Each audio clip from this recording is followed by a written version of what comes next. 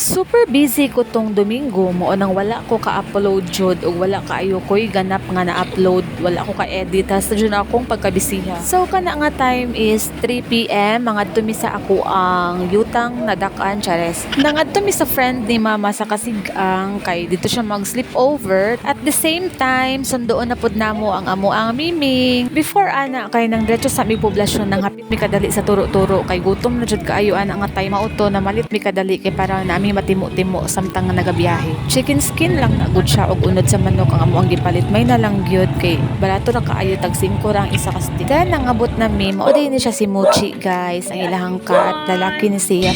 Then after ana wala mi nagdugay gikuha na nako diretso ang amo ang baby cat. Ako na siyang gipangalanan guys og Yumi. Ang iyahang mama kay Puspin tapos ang iyahang papa kay Pure Persian. Cute kaayo among Yumi. So moora to guys. Thank you for watching.